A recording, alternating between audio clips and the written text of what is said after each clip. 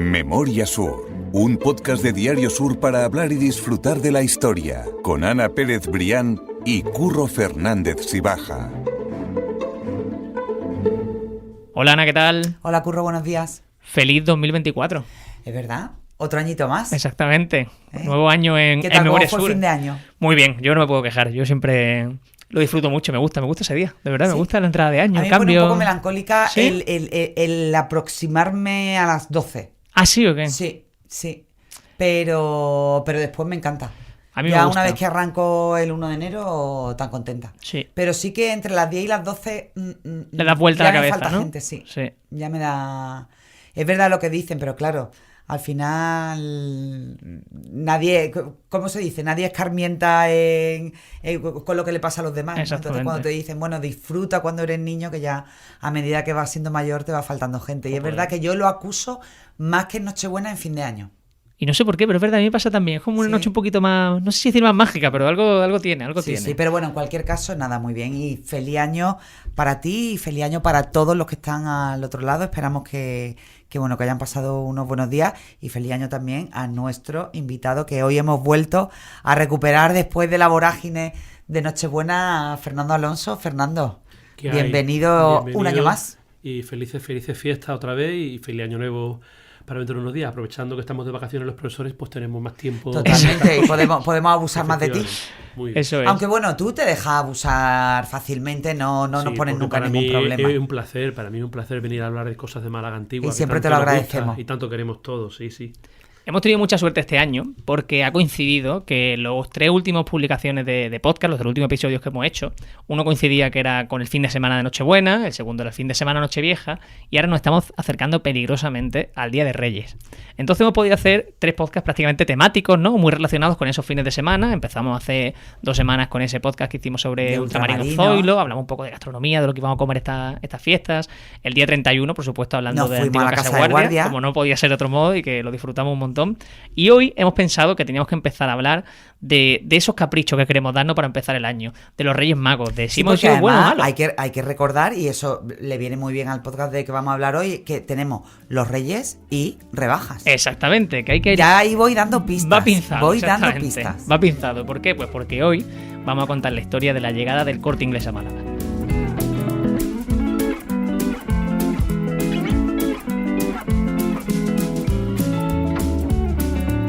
Una llegada que, como nos va a contar Fernando Alonso, fue en Málaga accidentada, polémica, porque traía miedo. Con varios intentos. Exactamente, porque traía miedo para Mucha los resistencia, comerciantes. sí. Y precisamente cuando veníamos, me estaba diciendo Fernando, tenemos la historia de cómo llegó, la prehistoria, que son todos esos intentos, y luego está la prehistoria de la prehistoria, que son los inicios del Corte Inglés. Así que yo creo que si quieres podemos empezar por ahí, Fernando. Porque la verdad es que el Corte Inglés tardó 100 años en llegar a Málaga. 100 años, porque el Corte Inglés se fundó en Madrid en 1884. Fíjate. Y no llegó a Málaga hasta el año 1979. Entonces son casi 100 años. El Corte Inglés empezó en Madrid, tengo que apuntado las notas.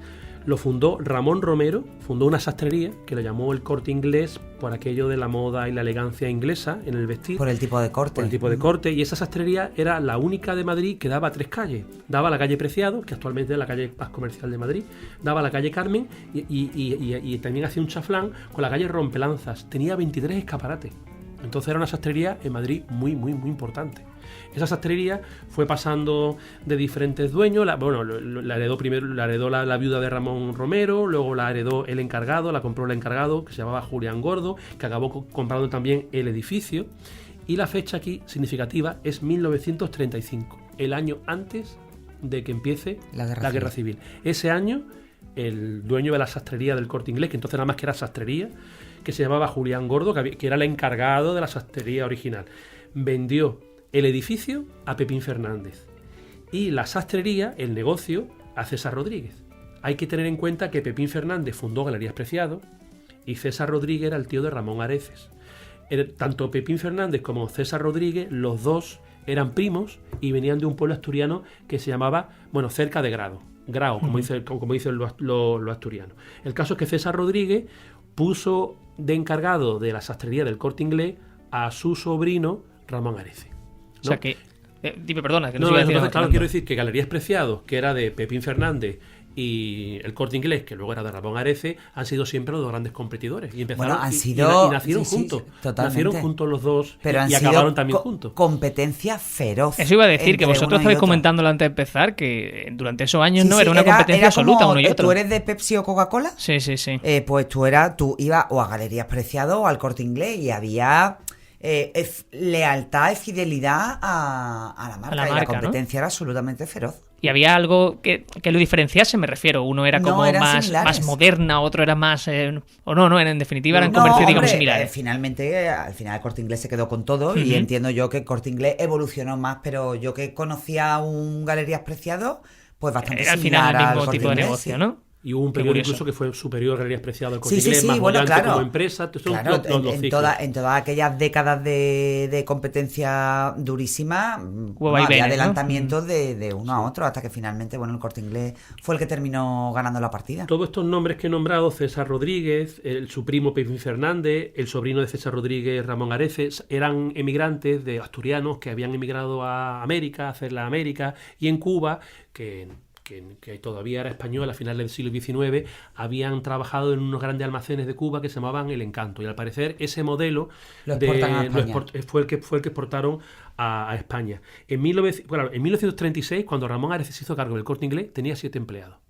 La sastrería, 7 empleados. Y ya pasó, después de la Guerra Civil, en el edificio que había comprado Pepín Fernández, hizo Galerías Preciado, y entonces Ramón Areces se fue a calle Preciado número 3, donde estaban los almacenes El Águila, y ocupó el lugar del almacén Águila, que fue otros grandes almacenes históricos en España. En Málaga estuvieron en la calle Tejón, Méndez Núñez, Sí. en calle Méndez Núñez, la famosa curva, que llamaba ahora incluso la curva del Águila, se llamaba en Semana Santa.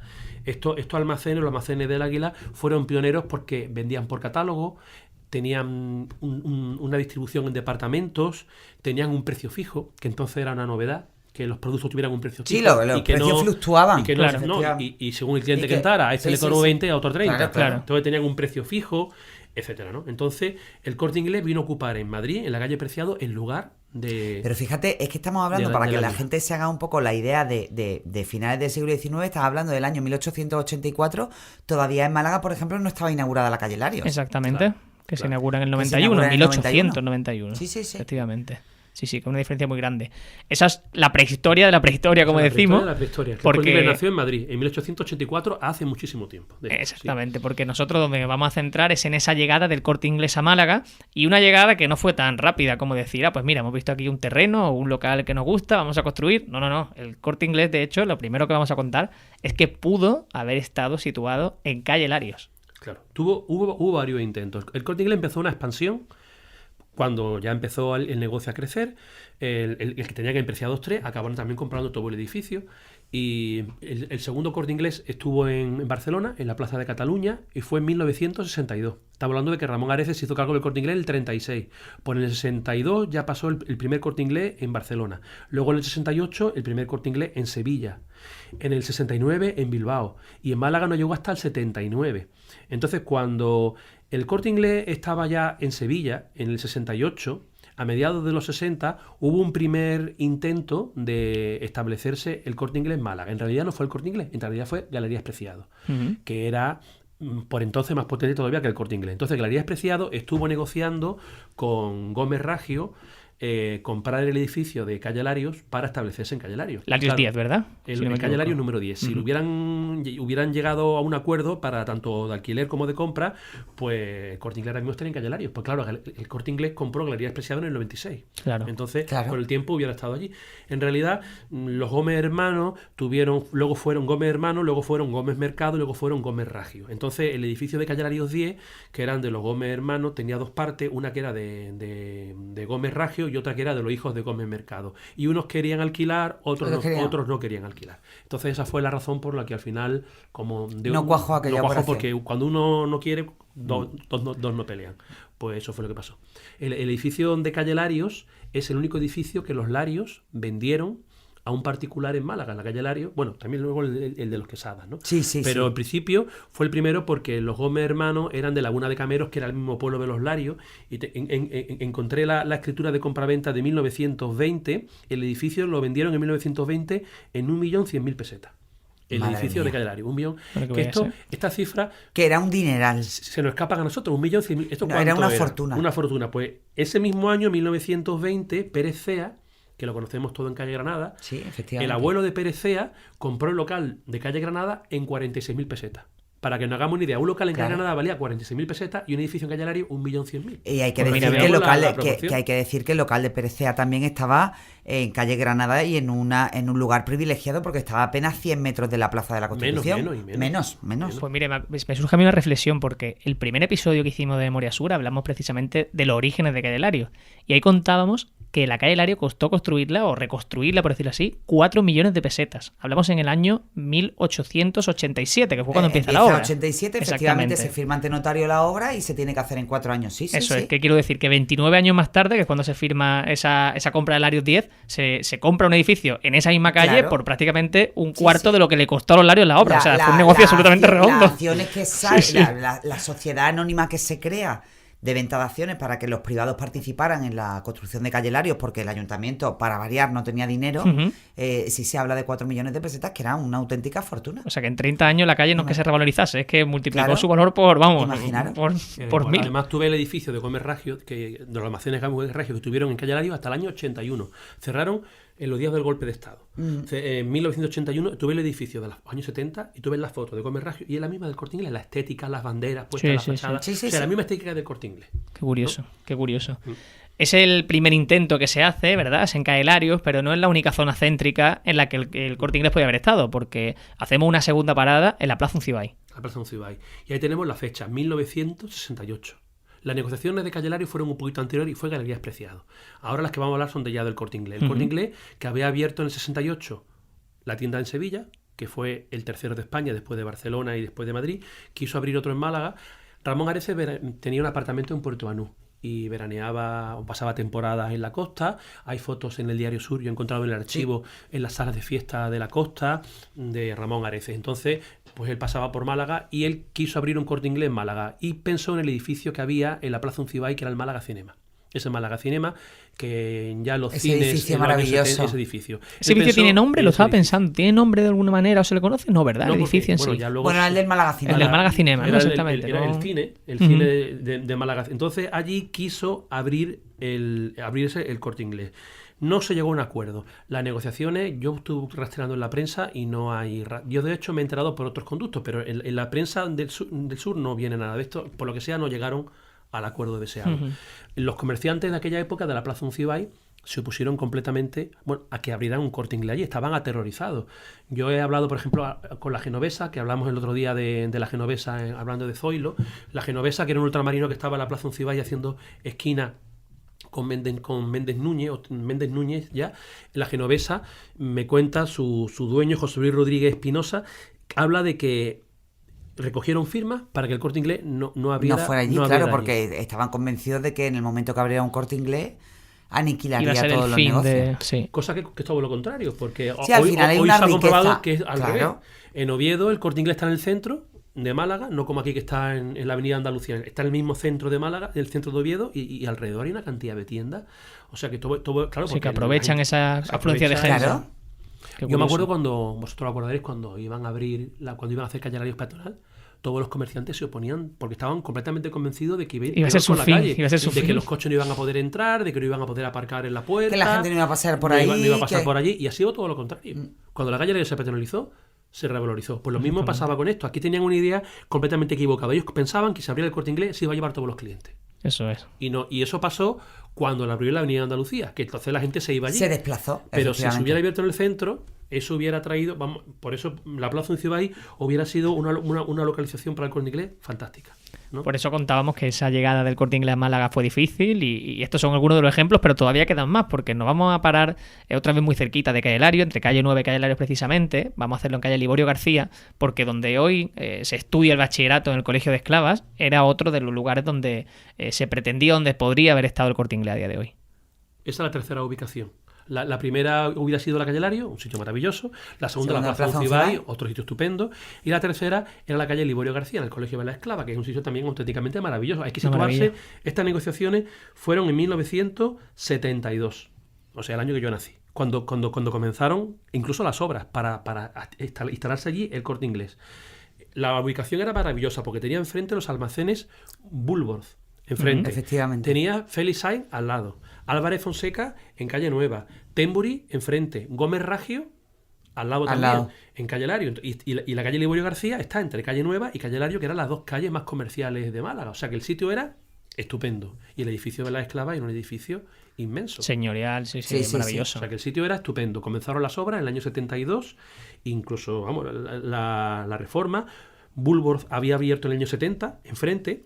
Y ¿dónde está ahora Zara? Donde está ahora mismo Zara. Allí para que la gente Woolworth, se ubique, efectivamente. y las obras pues se paralizaron. Al parecer, el tema fue que la cuestión fue que la familia heredera de ese terreno donde se había hecho el Colegio de las Esclavas, que eran herederos creo que de Celia Méndez, que fue una de las fundadoras de la congregación de la Esclava del Divino Corazón, pues entonces, claro, ese edificio le habían dado a las esclavas con la condición de que tuviera siempre una labor educativa, social, religiosa, un uso. Entonces, en el momento que el uso era comercial y se alquilaba el edificio para un uso comercial, pues entonces ya no cumplía.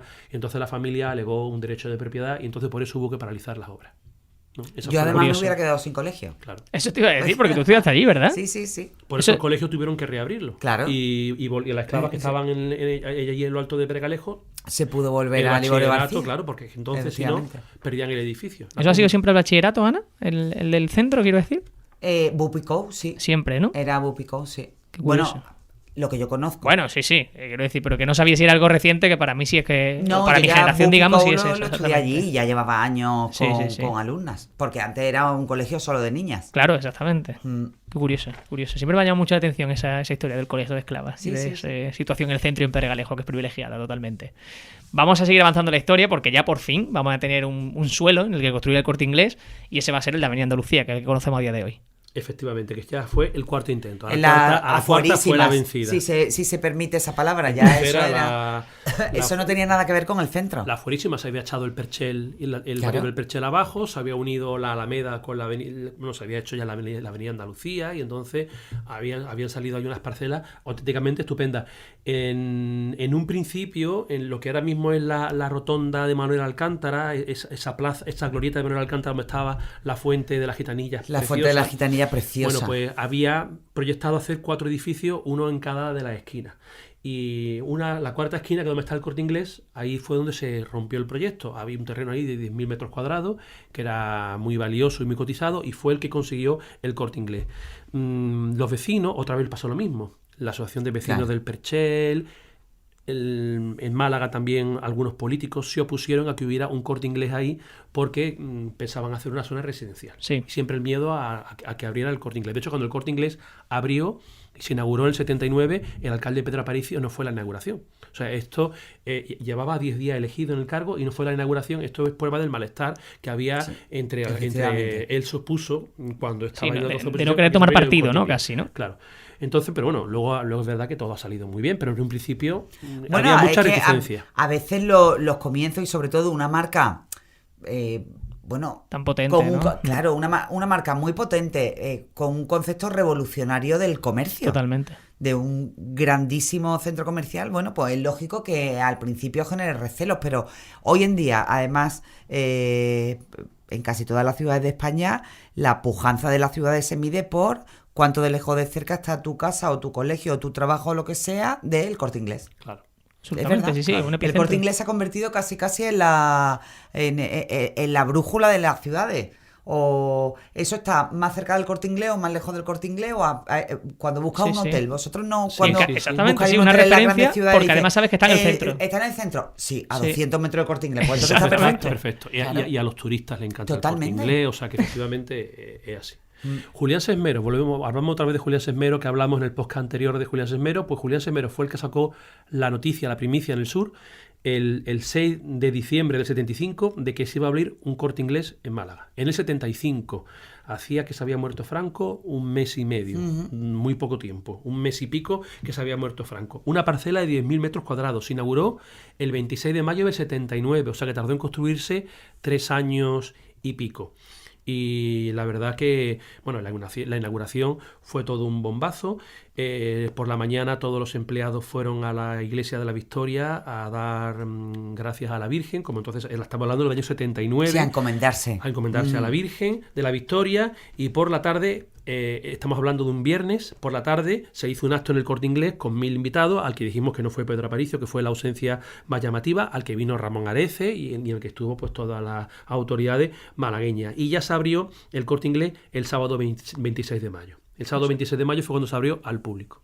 Es curioso, es curioso. Hay, de hecho, un anuncio que tú dejas en el artículo, que yo lo dejo también vinculado a la nota del podcast, que dice en un letrero grande: el Corte Inglés saluda a Málaga. Y tiene toda esa imagen auténtica malagueña, ¿no? Con el cenachero, el fondo se ve la catedral. Es curioso, ¿no? Me llama la atención esa manera de La apertura del Corte Inglés Málaga fue un acontecimiento, fue quizás el acontecimiento del año. Sí, sí, fue el acontecimiento del año del que yo puedo, bueno, luego contaré, bueno, puedo contar alguna anécdota. Por ejemplo, mi padre siempre decía, el año 79 yo tenía 7 años, que yo inauguré la megafonía del Corte Inglés porque fui el primer niño que se perdió en el Corte Inglés. Yo me perdí en el Corte Inglés el mismo día, ese día la inauguración fue tomar Málaga allí, yo me perdí y entonces mi padre lo escuchó por la megafonía que había perdido un niño, o sea que es que... Y yo era ese niño, ¿no? Yo de chico paraba las escaleras mecánicas del Corte Inglés, tenían un botón ¿Tú que eras un bicho o qué? Era un bicho, tenía un botón rojo debajo, y yo me acuerdo que yo descubrí cómo estaba ese botón, que ya no está, y yo le daba el botón y se quedaban las escaleras paradas completamente. Y yo me acuerdo de esas cosas, de las travesuras de... O sea, que el Corte Inglés... en mi caso era peor, porque mi madre, para que no hiciéramos salvajadas en las escaleras mecánicas, que siempre los niños como que siempre nos contaba de pequeño, cuando íbamos por las escaleras del Corte Inglés, mamá, lo siento, pero lo voy a contar, que a un niño se lo tragó una escalera del Corte Inglés, porque se portaron mal. Y te puedes creer que son las cosas que te quedan en la cabeza de pequeña, que cuando yo iba con mi hija pequeñas al Corte Inglés, yo les decía, tener cuidado porque, no sé, las cosas están, las tonterías que se te quedan, lógicamente eso no había ocurrido nunca. Pero que al final lo heredas. Ella era muchísimo más expeditiva. O sea, las escaleras del Corte Inglés se tragaban a los niños. Entonces era como, estábamos los dos así en la escalera del Corte Inglés, que no se nos movía un pelo. Había personas que le daban miedo a las escaleras mecánicas. Claro. Cuando en Félix Sainz se inauguraron las primeras escaleras mecánicas en el año 71, o sea, 8 años antes de abrir el Corte Inglés, tenían que poner unas azafatas para llevar a las personas el apoyo, ¿no? El apoyo y vieran que no pasara nada. Claro, estamos hablando del año 71 y todavía estas cosas eran una gran novedad. Bueno, el Corte Inglés creó 1.000 puestos de trabajo en Málaga, que era una barbaridad. Una superficie comercial de 65.000 metros cuadrados repartida en 6 plantas. Un aparcamiento de 400 vehículos. Tenía más de 1 millón de artículos a la venta, dividido en 200 departamentos. Y es verdad que provocó la caída 2 años después. En el año 81 cayó Gómez Raggio, cayó Marmolejo, cayó Rodolfo Prado. Pero precisamente porque el Corte Inglés se fue... Claro, se alejó fue la puntilla también para Félix Sainz. Para hacer la comparación, Félix Sainz tenía una superficie de 5.000 metros cuadrados, repartida en 5 plantas. El Corte Inglés tenía 65.000. Félix Sainz tenía 240 empleados, el Corte Inglés 1.000 empleados, pero Félix Sainz llegó a tener en sus mejores épocas 30.000 clientes al día. Sí, que era una barbaridad. Es que Félix Sainz era un grandísimo centro comercial, fue un centro comercial que marcó un hito en Málaga. Que el primer comercio en tener escaleras mecánicas en Málaga no fue el Corte Inglés, fue Félix Sainz. Y el primer comercio también donde se aceptaba el pago con tarjetas de crédito. El primer ascensor panorámico, en el año 86 lo puso Félix Sainz también. Y Félix Sainz era un gran almacén, yo recuerdo perfectamente... ir a Félix Sainz. Visitarlo, ¿no? Sí. Qué pasada. Pues a pasar de todo esto, el Corte Inglés se queda pequeño, en el 79 se abre y en el 87 tiene que abrirse una ampliación en Cayolera. Efectivamente. O sea, 7 años después de abrirse. 8 años después de abrirse, lo cual muestra la gran expansión que tuvo el Corte Inglés. Yo recuerdo de chico ir al Corte Inglés y era gente. Lo que ahora puede ser un día de rebaja o un día de estos de... Era la escalera mecánica de la planta baja no se cabía. Y eras todos los días. Y claro, entonces no había otros centros comerciales, no había compras por Carrefour, internet, ni había todas estas franquicias que hoy en día, ni los centros comerciales. El primero fue el Carrefour, ¿cómo se llama? El Prica. El Prica, el Carrefour, todo Continente. Todos estos centros comerciales no había ninguno. Entonces, claro, todo el monopolio se llevaba al Corte Inglés. Todo el mundo compraba en el Corte Inglés. Curioso, ¿no? Es curioso. No sé si te queda algún apunte más por contar, Fernando, del Corte Inglés. Bueno, podríamos seguir hablando, pero de otros muchos centros comerciales que hubo en Málaga que fueron cerrando. Claro. Félix Sainz y Almacenes Mérida fueron los últimos, pero también estuvo Gómez Ragio, Álvarez Fonseca en Calle Nueva, que fue un negocio que llegó a cumplir 200 años en Málaga. Sí. ¿No? Y otros muchos grandes, los Almacenes El Águila, de los que hemos hablado también, que han dejado rastros también en la toponimia malagueña. O sea que también hubo otros muchos centros comerciales en Málaga antes que el Corte Inglés, que fue un centro que luego ha tenido muy buena acogida entre los malagueños, ¿no? ¿Quién no ha ido, yo creo que en general sí. Los Corte Inglés están muy imbricados muy metido en la historia también en las ciudades donde se ubican, ¿no? A mí me gustaría que la gente luego nos escriba también en consecuencia de este podcast, sobre esos recuerdos que tiene. Anécdotas. Exactamente, ya sea en el Corte Inglés, o ya sea en Galerías Preciado, o ya sea en Gómez Ragio, en Félix Sainz, que nos cuenten las vivencias que tiene, que me parece interesante. Yo me acuerdo de Félix Sainz, por ejemplo, de la cafetería de la última... No, de Félix Sainz no me acuerdo, o si era Almacén en Mérida. De una cafetería de la última planta, ¿sí? Ahora no recuerdo dónde era. La primera vez que probé las roscas... Sí, calentita, pan, digamos. Claro. Madre mía. Esa cafetería, aquello fue un descubrimiento. La tiene también Gómez Ragio en su última planta. Sí. Es que entonces eran muy similares. Es verdad que todos estos almacenes eran más pequeños que el Corte Inglés. El Corte Inglés que era unas dimensiones tremendas. Claro, era el gigante. Era el gigante. Claro. Sin embargo, es verdad que el público mayor, las personas mayores, al principio eran reticentes en ir al Corte Inglés, no solamente por las escaleras mecánicas. Es verdad que el Corte Inglés era un edificio que creaba cierta claustrofóbica porque no tenía ninguna ventana. Entonces, sí es verdad que esa arquitectura, que ahora los nuevos Corte Inglés ya no son así. Ya tienen cristales, pero es verdad que los originales eran todos iguales. Tú te vas al de Sevilla y al de Oviedo y al de Valladolid, son todos iguales. Todos tienen la misma arquitectura. Sí. Y es verdad que eso llamaba mucho la atención en un principio, ese tipo de arquitectura tan... ¿no? Sí, pero es como todo. Yo creo igual que a día de hoy a mis padres, por ejemplo, no se le ocurre comprar en Amazon, que al fin y al cabo son hábitos de compra que a la gente mayor siempre son más reticentes, ¿no? Que formaría parte de la historia también, imagino. Claro, así es. Pues Fernando, mil gracias. Yo creo que este año hemos sido buenos todos, ¿verdad? Yo creo que nos hemos portado bien. Sí, yo creo que nos van a traer los Reyes muchas cositas y las que no nos traigan nos las compraremos en las rebajas del Corte Inglés o de donde sea. De donde sea, pero algo intentaremos hemos dicho que cumple 45 años este año. Es cierto, 45 años va a cumplir en mayo, que ya son unos años. Sí. 45 años son ya unos años en Málaga. Sí. Eso es. Pues Fernando, mil gracias y seguro que nos vamos a seguir escuchando. Pues muchas gracias a vosotros por invitarme, como siempre. Y siempre feliz año nuevo a todos. tenerte aquí con nosotros. Ya formas parte de esta familia de Memoria Sur. Bueno, desearos de nuevo a todos un fabuloso 2024. Yo en los últimos años lo que pido básicamente es calma. Totalmente, sí. Sí, porque han sido unos años un poco convulsos. Estabilidad, por Dios. Así que calma, que tengamos un 2024 sin sobresaltos, tranquilo. Y bueno, y que no nos falte nadie cuando lleguen esas 2 últimas horas del 2024 al 2025. Así que desde aquí un abrazo enorme a todos. Pues no puedo definirlo mejor, Ana, así que te dejo a todo el mundo con esa reflexión que me ha encantado y te doy las gracias. A ti siempre, Curro. Memoria Sur es un podcast de Diario Sur. Escucha un nuevo episodio cada semana en iVoox, Spotify, Apple Podcasts y consulta las referencias de este episodio en diariosur.es.